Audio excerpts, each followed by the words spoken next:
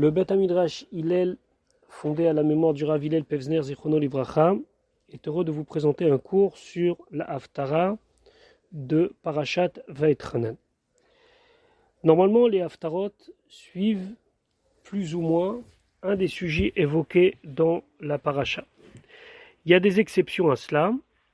Par exemple, notre Haftara, qui est un extrait de Ishaïa, chapitre 40, qui n'est pas directement lié à notre Parasha, mais qui est lié à la période que nous sommes en train de vivre, puisque nos Chachamim disent que pendant cette période-là, on ne fait pas une Haftara qui est liée à la Parasha, mais une Haftara qui est liée au Shiva de Nechamata, aux 7 semaines de consolation.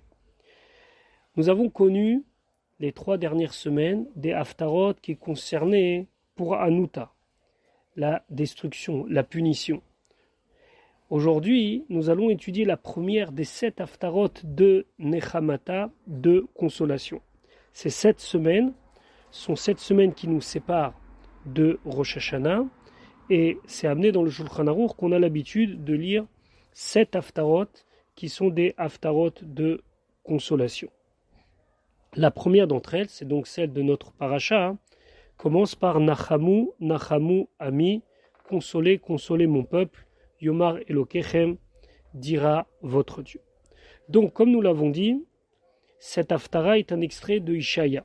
Ishaïa, qui est d'un des prophètes, va au nom de Dieu dire à tous les prophètes d'Israël de l'époque et même du futur, Nachamu, consolez, qui vous, les Névim, vous les prophètes, Nachamu Ami, consolez mon peuple, Yomar Elokechem, ainsi a dit votre Dieu. Il y a une discussion de savoir à qui Yeshaïa s'adresse. Il y a un premier avis, celui du Ramban, que Yeshaïa s'adresse à ceux qui vont partir en galoute et qui sont partis déjà en galoute et qui vont revenir suite à l'exil de Bavel pour la construction du deuxième Beth Amikdash. Yeshaïa se situe à l'époque du premier Beth Amikdash.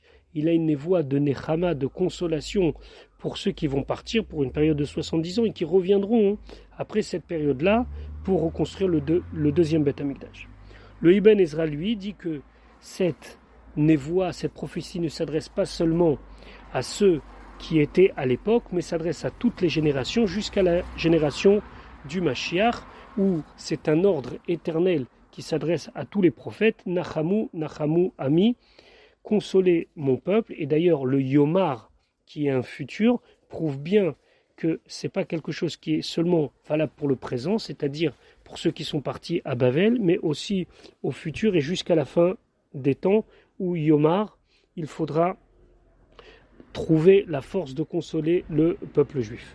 Il y a un Yalkut, il y a un Midrash qui dit que les Bnei Israël, ils ont dit à Yeshaïa, tu viens nous consoler à nous pour cette génération qui a vu la destruction du temple. Il a dit non, je viens consoler toutes les générations. La preuve, nous dit le Yalkut, c'est pas dit Amar Elokechem, que Dieu a dit au passé, mais Yomar Elokechem. Dieu dira au futur, donc ça veut dire que c'est une névoie qui ne s'est jamais arrêtée.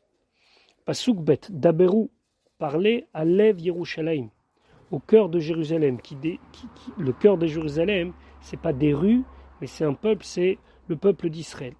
Vekiru Elea, et appelez-la, qu'elle est maintenant apte à être consolée. Pourquoi?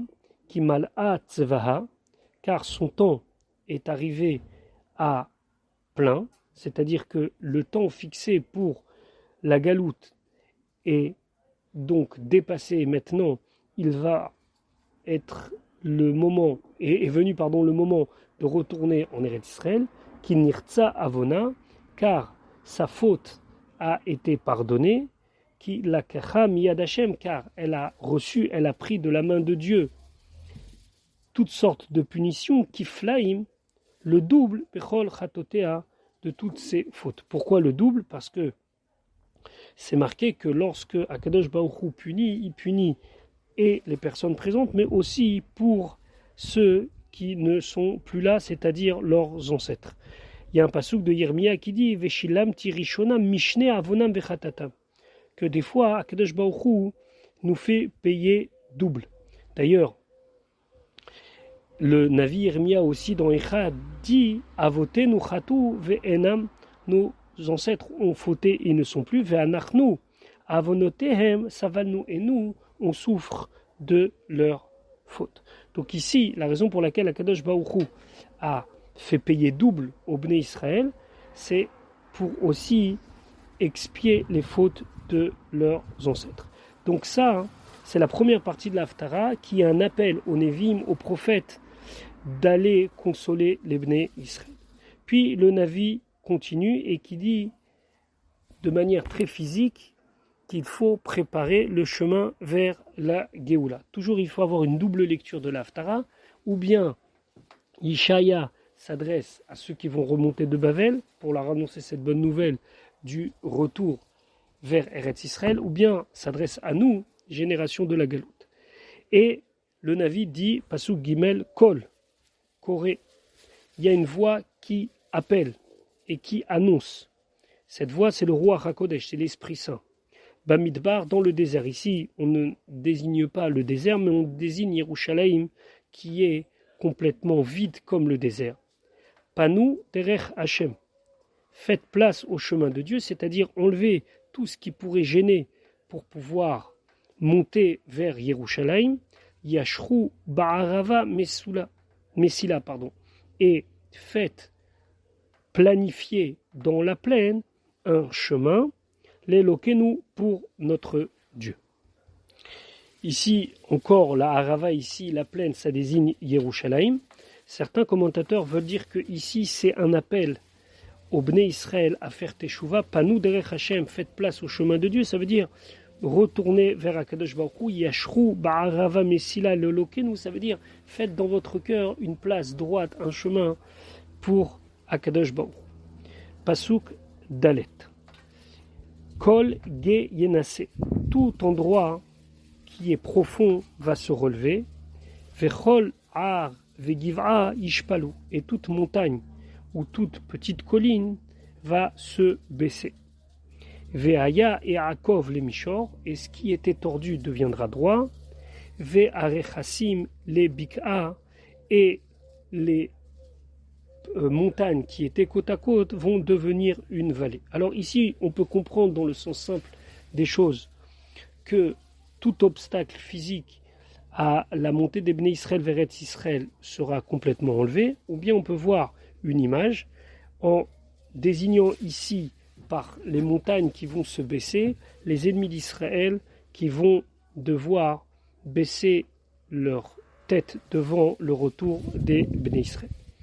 Et Pasouké, et quand toutes ces névoies, toutes ces prophéties vont s'accomplir, à ce moment-là, les Bnei Israël vont retourner vers Eretz Israël, et à ce moment-là, Venigla Kevod Hashem, se dévoilera la magnificence de Dieu, Veraou Kol Basar Yardav, et là, verront toute chair ensemble, c'est-à-dire qu'il y aura une prise de conscience de toute la création, qui pie Hachem d'Iber, que c'est la voix d'Hachem qui parle.